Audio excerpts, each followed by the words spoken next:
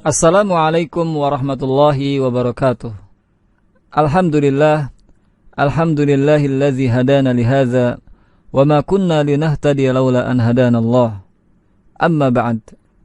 Pendengar yang dirahmati Allah, iman kepada hari akhir yang berarti mengimani semua peristiwa yang diberitakan dalam ayat Al-Quran dan hadis-hadis sahih dari Rasulullah SAW yang terjadi setelah kematian.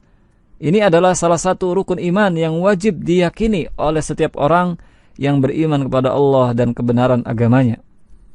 Bahkan karena tingginya kedudukan iman kepada hari akhir, Allah Subhanahu wa Ta'ala dalam banyak ayat Al-Quran sering menggandengkan antara iman kepadanya dan iman kepada hari akhir.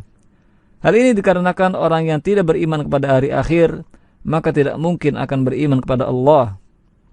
Sebab orang yang tidak beriman kepada hari akhir tidak akan mengerjakan amal saleh, karena ia tidak mengharapkan balasan berupa kemuliaan dan karena ia juga tidak takut siksaan Allah pada hari pembalasan kelak. Oleh karena itu, Allah Subhanahu wa Ta'ala menggambarkan sifat orang-orang yang tidak beriman kepada hari akhir dalam firman-Nya di dalam surat Al-Jathiyah ayat 24. وَقَالُوا مَا هِيَ إِلَّا حَيَاتُنَا الدُّنْيَا نَمُوتُ وَنَحْيَا وَمَا يُهْلِكُنَا إِلَّا الدَّهْرُ.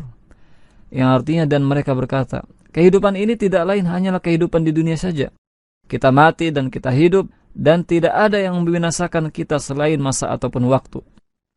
Pendengar yang budiman, adapun di antara perkara yang wajib kita imani yang berhubungan dengan iman kepada hari akhir adalah keberadaan Al-Haud atau telaga Rasulullah SAW sebagai kemuliaan yang Allah berikan kepada beliau sallallahu alaihi wasallam. Dan pada hari kiamat nanti, orang-orang yang beriman dan mengikuti petunjuk beliau sallallahu alaihi wasallam sewaktu di dunia akan mendatangi dan meminum air telaga yang penuh kemuliaan tersebut. Dalam hal ini para ulama menyebutkan termasuk landasan pokok Islam adalah kewajiban mengimani keberadaan telaga milik Rasulullah SAW pada hari kiamat yang nanti akan didatangi oleh umat beliau sallallahu alaihi wasallam. Sebagaimana yang disebutkan dalam banyak hadis yang sahih dari Rasulullah SAW. Sebagian lagi berkata, telaga yang dengannya Allah Subhanahu wa Ta'ala memuliakan Rasulullah SAW untuk diminum airnya oleh umat beliau pada hari kiamat nanti adalah suatu yang benar adanya.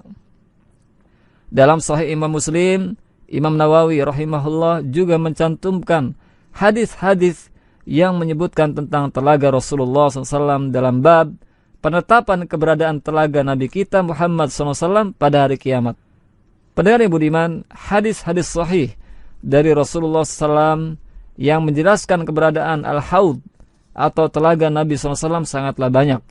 Bahkan mencapai derajat mutawatir yang diriwayatkan dari banyak jalan sehingga tidak mungkin diingkari kebenarannya. Dalam kitabnya Imam Ibnu Katsir berkata, penjelasan tentang telaga Rasulullah SAW yang disebutkan dalam hadis-hadis yang telah dikenal dan diriwayatkan dari banyak jalur yang kuat, meskipun ini tidak disukai oleh orang-orang yang mengikuti hawa nafsu yang keras kepala menolak dan mengingkari keberadaan telaga ini. Senada dengan ucapan tersebut, ulama yang lain menjelaskan hadis-hadis sahih yang menyebutkan keberadaan telaga Rasulullah SAW mencapai derajat mutawatir, yaitu diriwayatkan oleh lebih dari 30 orang sahabat dari Nabi Muhammad SAW.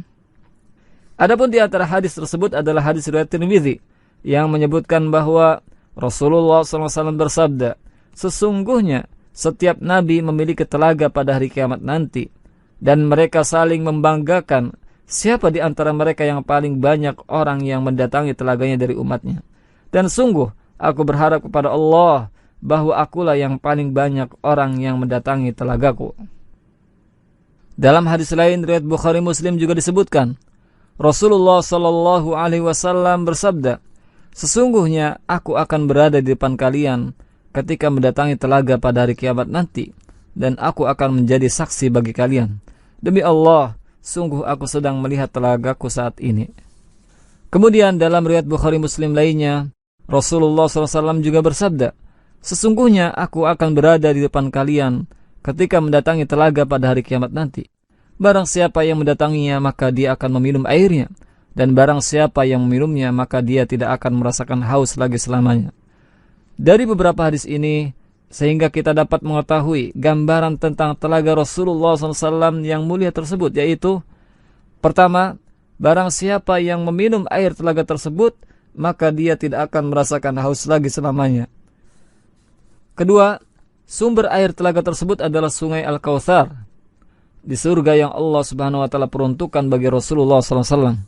Hal ini sebagaimana disebutkan dalam hadis riwayat Muslim bahwa Rasulullah SAW bersabda, "Apakah kalian mengetahui apa itu Al-Kautsar?" Para sahabat menjawab, "Allah dan Rasulnya yang lebih mengetahui." Maka Rasulullah SAW bersabda, "Sesungguhnya Al-Kautsar adalah sungai yang Allah janjikan kepadaku. Padanya terdapat banyak kebaikan dan airnya akan mengalir ke telagaku yang akan didatangi oleh umatku pada hari kiamat nanti." Dalam hadis riwayat Muslim lainnya, beliau sallallahu alaihi wasallam juga bersabda, "Dialirkan pada telaga itu 2 saluran air yang bersumber dari sungai Al-Kautsar di surga." Pendengar dirahmati Allah, adapun gambaran telaga Rasulullah SAW yang ketiga adalah airnya lebih putih dari susu dan aromanya lebih harum dari minyak wangi misk alias kasturi dan rasanya lebih manis dari madu. Dalam riwayat Bukhari, Rasulullah SAW bersabda, airnya lebih putih dari susu dan aromanya lebih harum dari minyak wangi misk. Dalam hadis lain riwayat Muslim juga disebutkan, beliau SAW bersabda, dan rasanya lebih manis daripada madu. Kemudian, gambaran telaga Rasulullah SAW yang keempat ialah gayung atau timba untuk mengambil air telaga tersebut jumlahnya sangat banyak dan berkilauan seperti bintang-bintang di langit. Ini sebagaimana disebutkan dalam hadis riwayat Bukhari Muslim bahwa Rasulullah SAW bersabda, gayung-gayungnya adalah seperti bintang-bintang di langit. Kemudian yang kelima, bentuk telaga tersebut adalah persegi 4 sama sisi, sebagaimana yang disebutkan dalam hadis yang sahih riwayat Imam Muslim. Pendengar dirahmati Allah, begitu indah dan mulianya telaga Nabi SAW tersebut, maka orang yang terpilih mendatangi telaga Rasulullah SAW adalah orang-orang yang beriman kepada Rasulullah SAW saja dan selalu mengikuti petunjuk yang beliau sampaikan. Adapun orang-orang yang berpaling dari petunjuk beliau sewaktu di dunia, maka mereka akan diusir dari telaga tersebut. Dalam sebuah hadis sahih riwayat Bukhari Muslim, Rasulullah SAW menjelaskan bahwa ada orang-orang yang dihalangi dan diusir dari telaga yang penuh kemuliaan ini karena mereka sewaktu di dunia berpaling dari petunjuk dan sunnah Rasulullah SAW kepada pemahaman dan perbuatan mengada-ngada dalam agama, sehingga di akhirat mereka dihalangi dari kemuliaan meminum air telaga Rasulullah SAW ini sebagai balasan yang sesuai dengan perbuatan mereka. Seorang ulama ahlu sunnah berkata, semua orang yang melakukan perbuatan mengada-ngada dalam agama yang tidak diridhai Allah akan diusir dari telaga Rasulullah SAW pada hari kiamat nanti. Dan yang paling parah di antara mereka adalah orang-orang yang menyelisih pemahaman jamaah kaum muslimin. Demikian pula orang-orang yang berbuat zalim, yang melampaui batas dalam kezaliman dan menentang kebenaran, serta orang-orang yang melakukan dosa-dosa besar secara terang-terangan. Semua mereka ini dikhawatirkan termasuk orang-orang yang disebutkan dalam hadis ini yang diusir dari telaga Rasulullah SAW. Terlebih lagi, orang-orang yang mengingkari keberadaan telaga Rasulullah SAW ini, mereka termasuk orang yang paling terancam diusir dari telaga ini. Sehingga para ulama berkata, semoga Allah membinasakan orang-orang yang mengingkari keberadaan telaga ini. Dan alangkah pantasnya mereka ini untuk dihalangi dari mendatangi telaga tersebut pada hari ketika manusia mengalami dahaga yang sangat berat, yaitu pada hari kiamat. Demikianlah pendengar penjelasan ringkas tentang telaga kemuliaan Rasulullah SAW yang wajib kita imani keberadaannya, karena merupakan perkara penting yang berhubungan dengan iman kepada hari akhir dan merupakan salah satu prinsip dasar akidah Ahlus Sunnah wal Jamaah yang tercantum dalam kitab-kitab akidah para imam Ahlus Sunnah. Semoga Allah Subhanahu wa taala senantiasa melimpahkan taufiknya kepada kita untuk dapat meraih semua kebaikan dan kemuliaan yang dijanjikannya di dunia dan di akhirat.